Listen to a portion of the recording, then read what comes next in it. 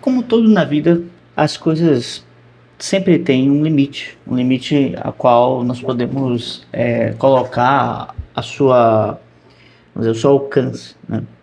E por mais maravilhosa e mais poderosa que seja a ferramenta da razão, a ferramenta que conduz os silogismos, que conduz os raciocínios, ela ainda tem o seu limite.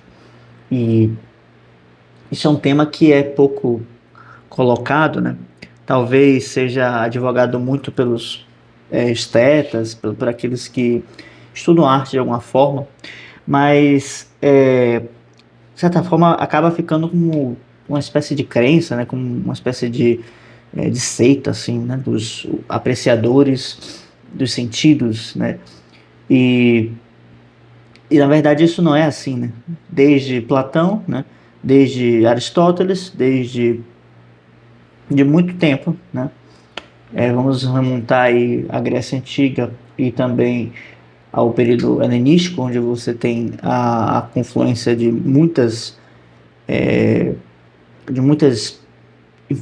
confluência de muitas culturas, né? Lá no Mediterrâneo. E desde esse tempo já se falava de uma percepção que necessita ultrapassar a razão, né? E assim como muitas vezes Platão coloca que precisamos ter um julgamento, né, um discernimento que não esteja vinculado aos sentidos, né, de forma que eu tenho os sentidos da visão, do tato, né, do olfato, da audição. E esses sentidos eles atrapalham o entendimento das coisas que me acontecem, porque à medida em que eu vou trazendo esses sentidos, eu acabo por não perceber as coisas corretamente. Então, se eu estou passando por a dor, por um processo de dor, por um processo é, de doença, por exemplo, a minha razão, o meu julgamento, ele fica interferido por uma incapacidade de se concentrar e de realizar os processos necessários para a razão operar, de realizar os silogismos necessários para que a lógica entre em ação. No entanto, ainda que Platão vai falar isso, ele também vai falar outras coisas, né? Então, assim como nós temos que ter uma inteligência que não seja iludida, vamos dizer assim, pelos sentidos, né? E até no pensamento oriental isso é muito forte, né? Ou seja, necessitamos desenvolver uma força, né? Uma capacidade de perceber que os sentidos eles nos enganam muitas vezes, né? Porque a razão disso pode ser discutida, né? Talvez nós percebamos mal as coisas, né? Mas não vem ao caso aqui. Vamos então só pensar o seguinte: somos enganados pelos sentidos muitas vezes, ainda assim há essa necessidade de desenvolvê-los para que a gente possa chegar a níveis mais altos de inteligência. Isso pode parecer muito contraditório, porque eu estou ao mesmo tempo exaltando a necessidade de desenvolver uma razão que esteja apartada dos sentidos, e também eu estou, né, ressaltando a necessidade de desenvolver uma, uma capacidade de abstração que possa fazer dos sentidos uma informação, um dado da realidade muito, muito, muito, muito, muito preciso, tá? Isso tem uma relação com o veículo da intuição, o veículo intuitivo, né? Aquela faculdade que tem na alma que percebe as coisas que não são explicáveis, né? Então, tudo aquilo que se relaciona com a ideia, tudo aquilo que se relaciona com elementos arquetípicos, tá? Eles se relacionam através dessa faculdade. E essa faculdade, ela tem muitos nomes, né? Pode ser trazida por muitos nomes. Eu falei aqui da intuição, mas a gente pode ter outras denominações, mas eu gosto da cognição afetiva, tá? Por que eu gosto desse nome e por que ele faz sentido para mim? Tem a conexão de que o, tudo que eu experiencio gera em mim um certo afeto. Esse afeto ele pode ser positivo, pode ser negativo. E à medida em que eu vou percebendo que eu tenho uma atração por isso, eu tenho uma espécie de laço, uma ligação, um elo que, que é realizado através dos afetos, tá? Então, assim, esses afetos, eles vão me trazer uma clareza, ou não, mas pelo menos no aspecto em que, como eu estou, vamos dizer, atado àquela experiência que eu tive, né? Então, a depender da densidade que eu tenha, que o meu afeto se relacione com essa experiência, eu posso estar mais, vamos dizer, interferido ou não, né? Daí que a gente pode trabalhar isso em conjunto com a razão e perceber que algumas coisas não são boas em si mesmas, né? E poucas coisas, na verdade, são boas por elas mesmas. Kant fala da vontade, né? Mas Sócrates vai falar das virtudes, vai falar da busca pela verdade. E todas essas coisas são boas em si mesmas, né? E à medida em que a gente vai desenvolvendo uma capacidade de entrar em contato através da nossa cognição afetiva e amar essa verdade, né? Vamos então descortinando certos elementos da nossa percepção. Se diz a tradição filosófica universal, e com universal eu quero falar desde os egípcios antigos, né, até os indianos e o Extremo Oriente, Japão, China, Platão, né, se diz que tudo o que o ser humano precisa saber está dentro dele mesmo, né? Santo Agostinho fala que a verdade está no interior do homem. Platão diz que aprender é uma forma de lembrança, né? Ou seja, de reminiscência. À medida em que vamos aprendendo, na verdade estamos apenas lembrando, porque todo o conhecimento a alma já possui. Ele também diz que a educação não consiste em dar visão à alma, porque a alma já tem visão. Ou seja, a visão uma metáfora aqui para o conhecimento, para a capacidade de perceber a verdade. Então, assim, percebemos a verdade, mas não recordamos que é a verdade. Então, aquilo gera em nós um certo incômodo, né? Uma certa saudade, vamos assim dizer. E através dessa necessidade de estar em contato com a verdade, vamos então buscando com mais constância, vamos então buscando diariamente, ou não, mas que vamos sentir em algum momento a necessidade de nos aproximar dessa verdade, e então buscá-la, né, efetivamente. E aí ficam algumas perguntas, né, no ar. Porque, assim, a princípio eu falei apenas de uma diferença de como as duas coisas operam, né?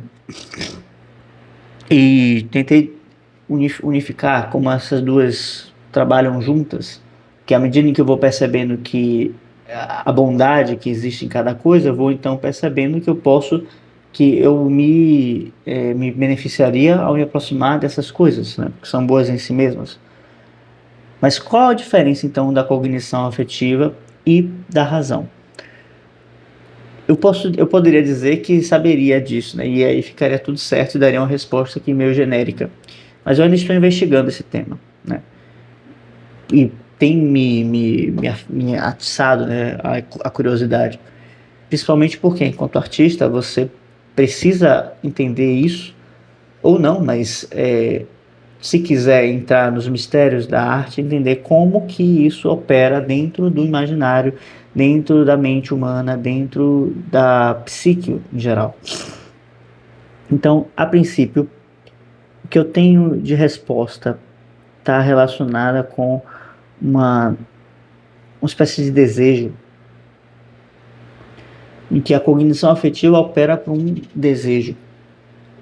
A gente fala de paixões, a gente fala de afetos, né? E a cognição afetiva vai trabalhar através dos afetos. Ela vai trabalhar buscando através de um desejo de estar com aquela coisa, né? Como o desejo de possuir um objeto, né? No caso, essa caneta, né? Eu quero possuí-la, né? Que a gente sabe, né? Pensando, pegando algumas definições, que não é o amor não é o desejo de possuir, mas o desejo de preservar, principalmente, aquilo que é bom, principalmente, né? Mas o desejo de preservar aquilo que deve ser eternizado, né? Para dar uma definição meio genérica aqui. Então, assim, está relacionado com perpetuidade, com perenidade, com eternidade. O amor, ele nos leva à eternidade. E então, quando eu desejo estar em contato com algo material, eu tenho que ter em mente, né, que em algum momento isso vai se decompor, isso vai sumir, assim como o meu corpo também vai se decompor em algum momento, né? Ele não vai durar para sempre. Então, quando eu coloco o meu afeto, o meu amor para buscar as coisas que são materiais, eu posso ter com isso uma grande proficiência técnica, mas certamente eu vou ter uma série de deficiências no que tange ao desenvolvimento emocional e até cognitivo, porque quando eu vou colocando a minha busca, o meu desejo por aquilo que é passageiro, nossa mente não tem mais um lastro correto, porque o que eu amo hoje já não está mais presente no dia seguinte, e assim sucessivamente. Então, cada vez mais a cognição afetiva nos leva para uma visão das coisas eternas. É como se, através da razão, eu conseguisse provar e trazer certos elementos que são úteis e necessários para poder eu encontrar a verdade. Mas apenas com a cognição afetiva eu posso buscar essas coisas. E apenas através dessa afetividade que eu vou efetivamente sentir o desejo de buscá-las. Então, assim, existe esse ponto onde precisamos ultrapassar a simples razão e se lançar para o desconhecido através do amor, né? Plotino, ele fala de um estado de aporia da alma, onde a alma sobe até um certo ponto, né, onde a inteligência chega até um certo ponto, o princípio intelectual, o princípio da razão divina até, né? E que para ir mais além precisamos dar um salto. E esse salto, quem nos conduz para dar esse salto é Eros. Eros é então esse guia, né? Esse intermediário, chama de psicopômpico, tá? Ou seja, aquele que é capaz de transicionar entre encruzilhadas, vamos assim dizer. O amor é esse elemento, né? Esse elo por excelência,